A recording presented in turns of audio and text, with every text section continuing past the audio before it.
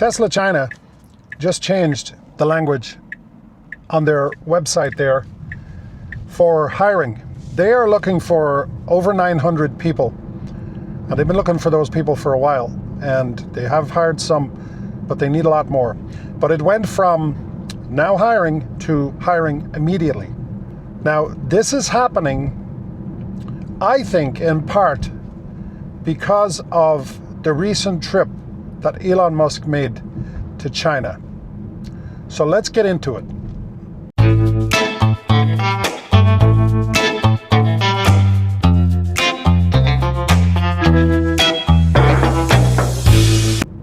Now, if you've been watching my videos for any length of time, you will know that I really don't like politics. I don't care about politics.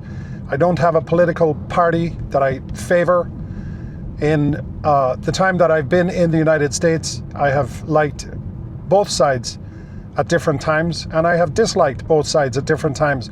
I am a registered independent, but this has nothing to do with me. What I do care about, though, is the United States and the future of the United States, and I care about America, period. This is where I live, this is where my family lives, and I have no time for people who disparage the country. I can argue about it, we all argue about it, we realize there are things that are bad, there are things that are good, but I think all of us collectively want things to get better. So before you go commenting about the fact that what I'm going to talk about in this video is in some way political or favorite to one side or the other, please don't bother, because I will challenge you all day, every day, and I will destroy your argument either way. So the most recent trip that the President of the United States, Donald Trump, made to China, he invited some pretty heavy hitters. Obviously, Elon Musk, that was the big story, but also Larry Fink, BlackRock. He invited Tim Cook, who is the outgoing top guy at Apple. Jensen Huang, which is NVIDIA, the chip maker. There's some controversy over NVIDIA chips being sold to China because of the rules in the United States. So there's a lot of stuff going on there. But I do believe that the relationship with China is going to improve. I think it has to improve.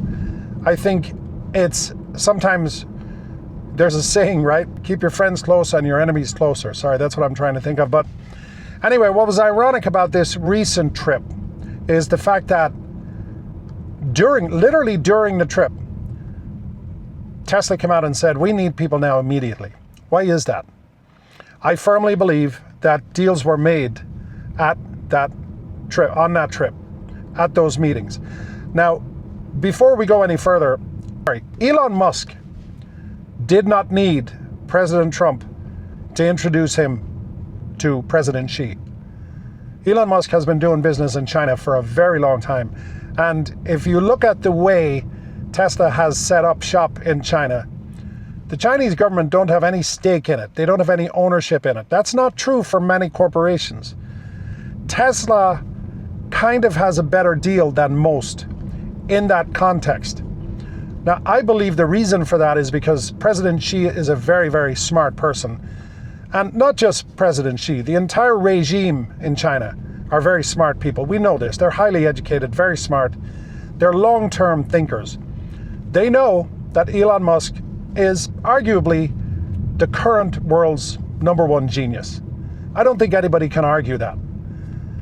So the Chinese government need him in order for their economies to get better. Europe needs him too. They just won't admit it. Anyway, I believe that deals were made. I think the deal that was made, possibly, and again, I'm just speculating here, but I study Tesla and the whole system enough to realize the biggest deal for Tesla in China right now would be for China to allow them to utilize full self-driving in that country. Now, we all know that this is coming either way, but I think this meeting might have pushed that forward in a pretty awesome way. I want you to think about this for a minute.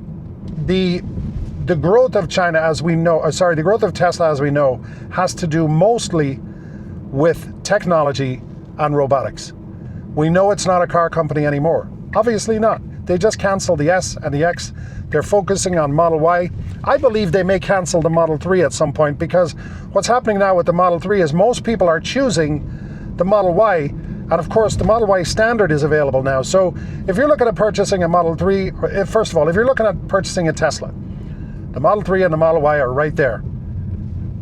Why not go for the Model Y? Because that's actually what's happening.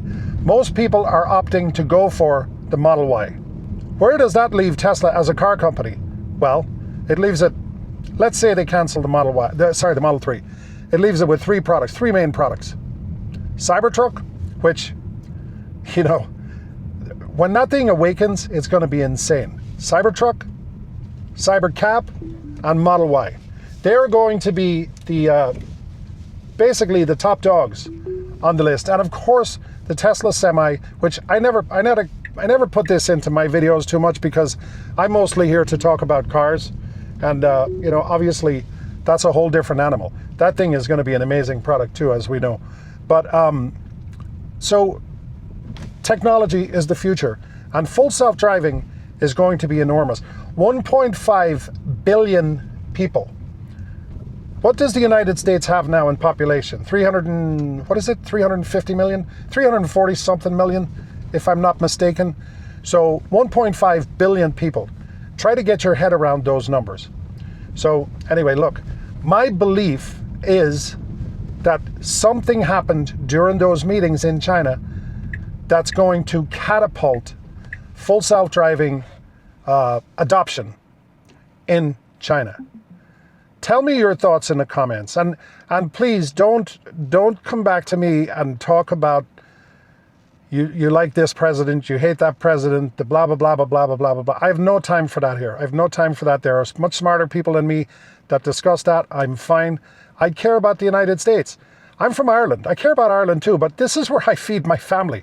So I don't know about you, but I don't want anything bad happening here. And I want to leave you with this last thought, and I feel very strongly about this. There are many people out there, you will hear them say things about current and former administrations, and both sides do it. They say nasty things like wishing these people would go away in a horrible way. And I mean, they wish that these people would go away and never come back. If anything happens to the leader of the free world, the most popular individual in the world, I don't care what party they are, I don't care what race they are, what gender they are, that's really bad for you and me and everybody else. So don't be going around wishing for that to happen. That's not a good ending. Anyway, thanks for watching. Please like, subscribe, share the video, and leave a comment down below. What do you think happened in China this week? And by the way, do you think that the visit to China was a positive for America or a positive for China? Thanks for watching.